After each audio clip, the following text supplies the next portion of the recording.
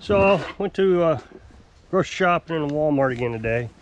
We do this about twice a week. We find it a little bit better than running over to Dollar General a couple times a week. It's easier, it's better on the truck because the truck gets warmed up and doesn't hurt the truck as much, and it's just we've done the math and it's cheaper all the way around and better for the truck if we just go to Walmart and save a lot twice a month. We used to go once a month. But so anyway, we went again today. Now last time I went, I told you that it's getting increasingly difficult for me to go to Walmart. And I know there are people who absolutely don't understand what I'm talking about. It was confirmed again today that it doesn't make any sense what I am talking about. But the more I eat meat, the more the fog in my head is clearing. Now, I've attributed this to seed oil. Seed oil gets in the brain and it clogs the wiring in your brain.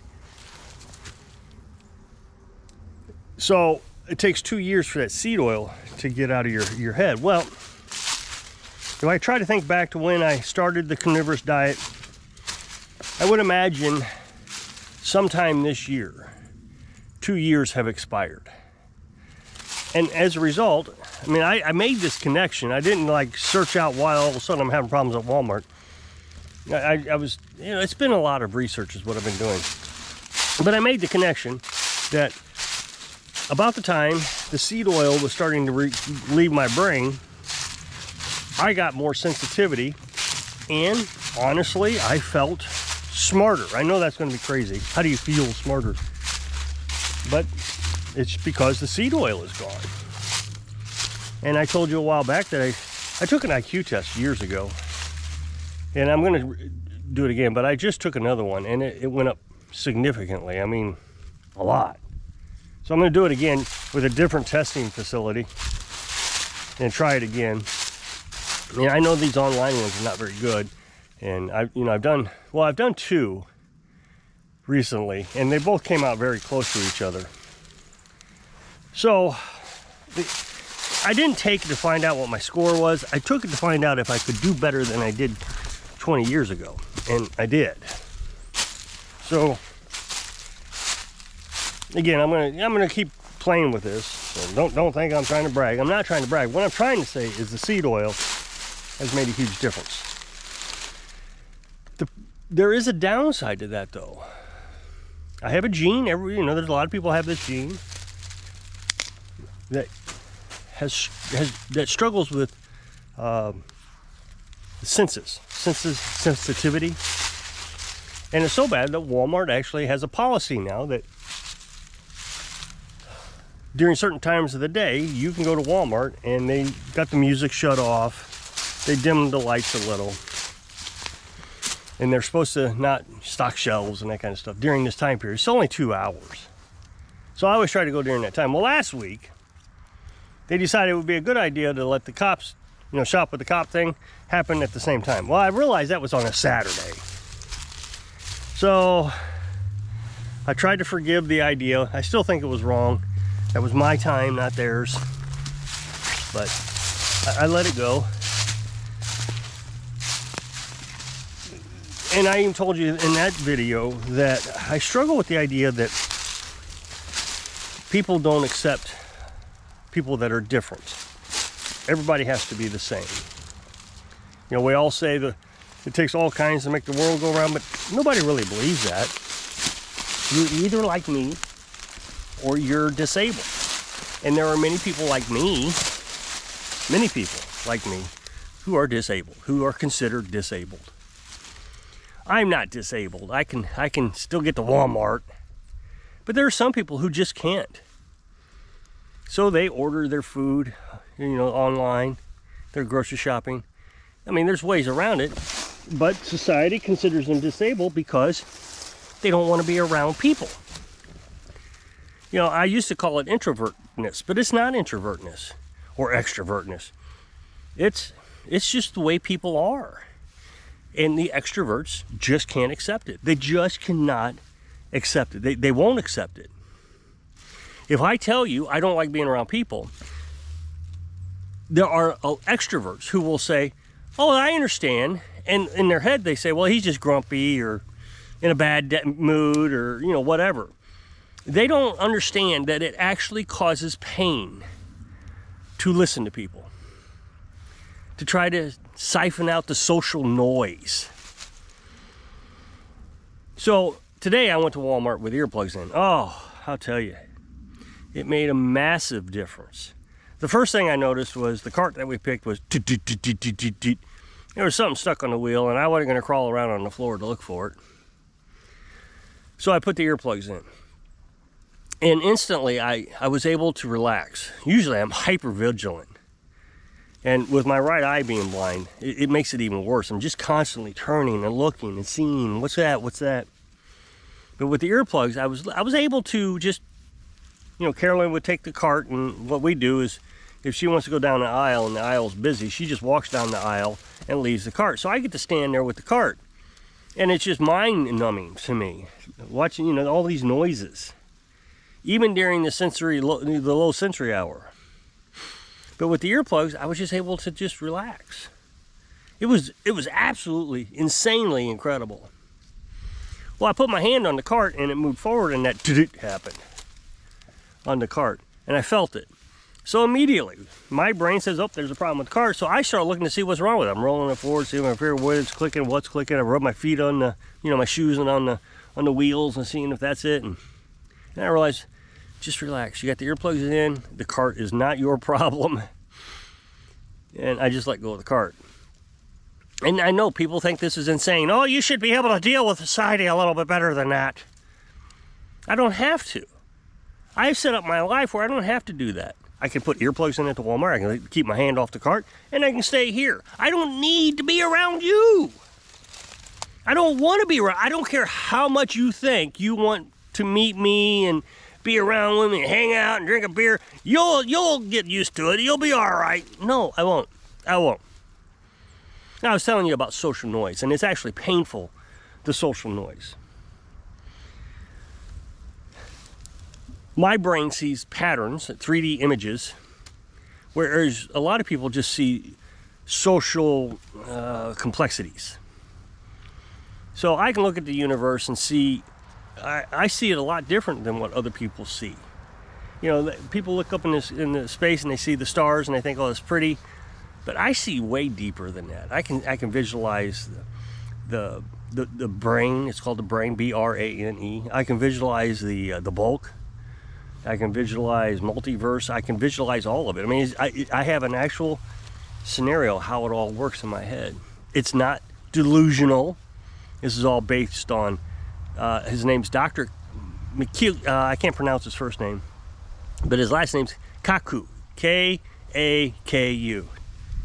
And he's talking about string theory and all that, and it makes total sense to me. I completely understand. And people think that's crazy. Oh, there's no way you can understand that. Well, I do.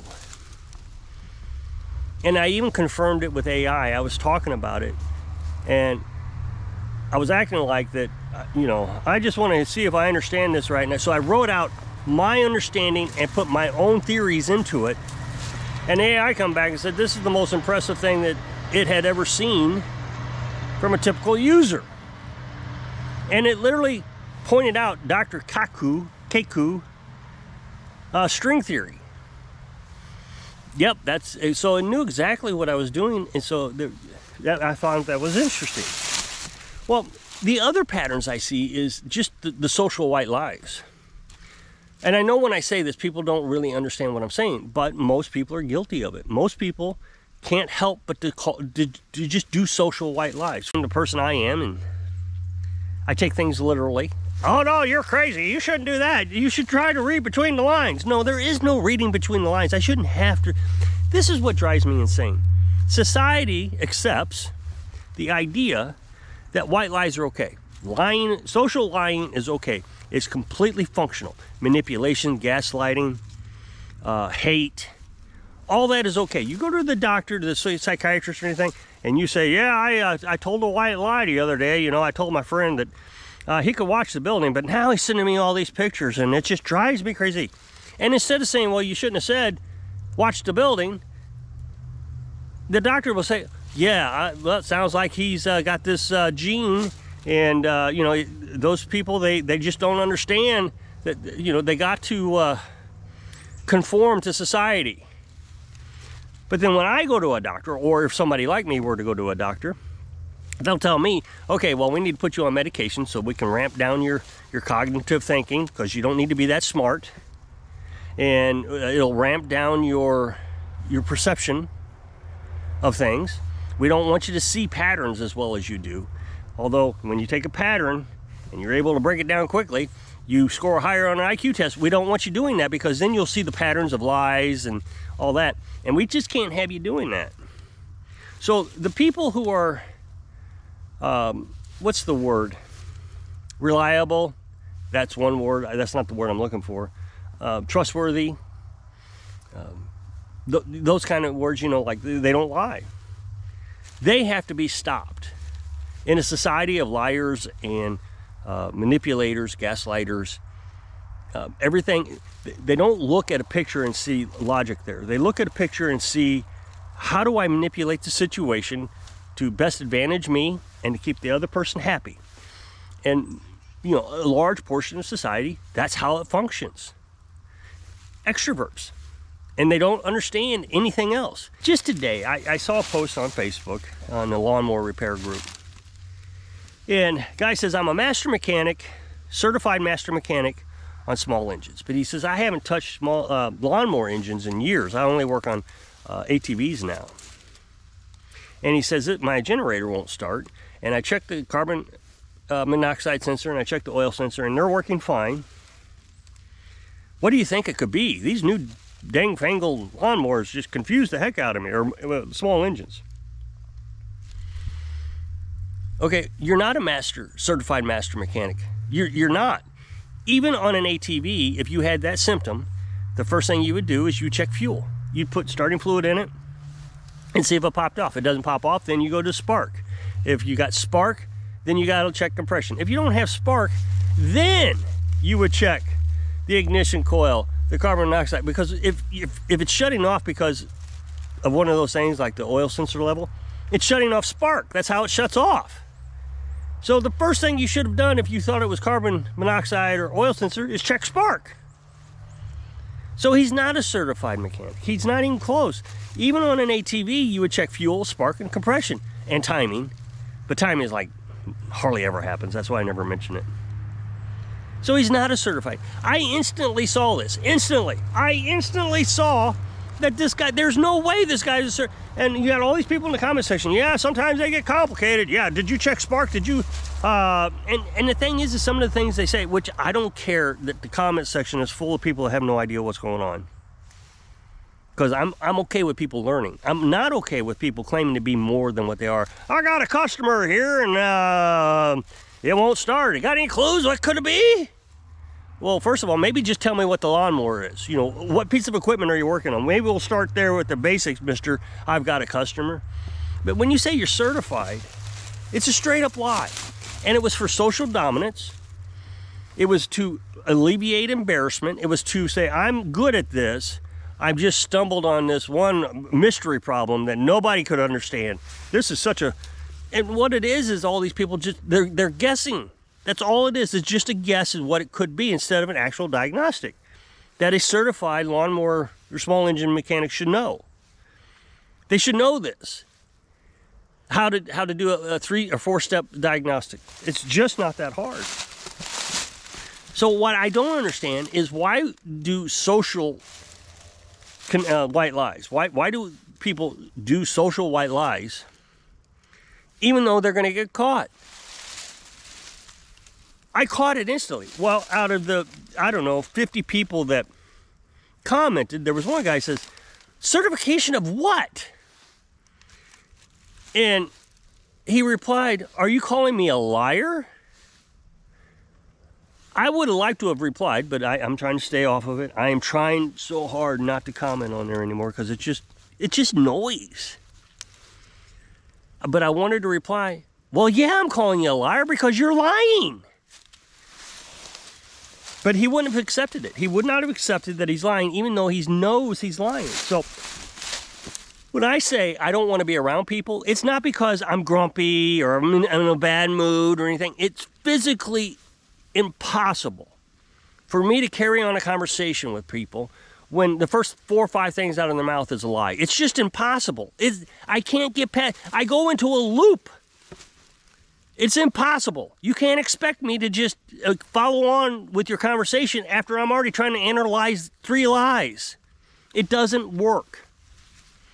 So, first of all, I don't feel like I'm the crazy one. Even though it's hard for me to go to Walmart, and even though I'm over-sensorily loaded, and I analyze things way too deeply, I don't feel like I'm the crazy one. Even though you all, I say you all, a lot of the commenters think I'm crazy. The crazy ones, in my mind, are the ones that can't open their mouth without a lie. A white lie is a lie. It's not a social lie. It's not, oh, I'm trying to make you feel better. I'm trying to protect the community. It's a lie. And lies are wrong. We all know this. I can't tell you that you're lying because it exposes your lie. So, I'm going to jump off here. So if you'll click this up next box, take the video over my other channel, we'd appreciate it. Go check it out. So I hope I can inspire you to accept people. All types of people. So you can live your dreams. Thanks for watching.